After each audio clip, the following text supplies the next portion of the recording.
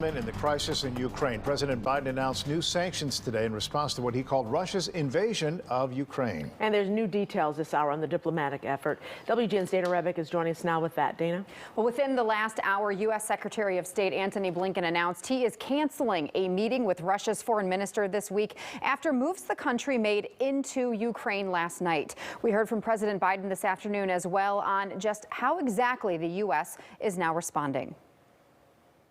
Who in the Lord's name does Putin think gives him the right to declare new so-called countries on territory that belong to his neighbors? This is a flagrant violation of international law. The Biden administration today announcing sanctions on Russia against two large banks and against the Russian elite, cutting off Western financing. Biden also moving hundreds of U.S. troops and military equipment already stationed in Europe to Estonia, Latvia, and Lithuania. Let me be clear. These are totally defensive moves on our part.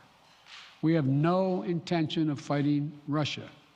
We want to send an unmistakable message, though, that the United States, together with our allies, will defend every inch of NATO territory. The Russian parliament granted President Vladimir Putin's request to deploy forces outside the country's borders. Convoys of armored vehicles were seen rolling into two so-called separatist independent republics in the Donbas region of eastern Ukraine, Putin calling these troops peacekeepers. But today, shelling could be heard in the distance with smoke coming from a power plant that was hit. Moving the troops is clear an escalation. Loyola history professor Michael Khodorkovsky fears the U.S. took too long to act. On the eve of World War II, when Britain negotiated with Germany, and Winston Churchill said, you cannot negotiate with a tiger while your head is in his mouth. And it's the same thing. They should have introduced the sanctions earlier. And I think the sanctions should be stronger. NATO Secretary General said today every indication points to Russia planning for a full-scale attack on Ukraine, with an estimated 150,000 Russian troops now surrounding the country. President Biden said he feels there is still time to negotiate and avoid what he called the worst-case scenario if Putin remains open to diplomacy. When all is said and done, we're going to judge Russia by its actions, not its words.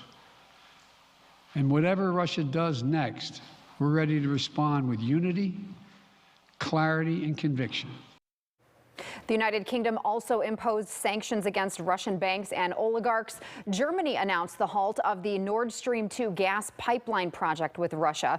Today, Ukraine's foreign minister, he is in Washington and met with Antony Blinken. We'll have more on their conversation coming up at 6. Micah. Thank you, Dana. Well, the announcement about removing the mask mandate and showing your COVID card is good news to most small business owners. And WGN's Megan Dwyer is live in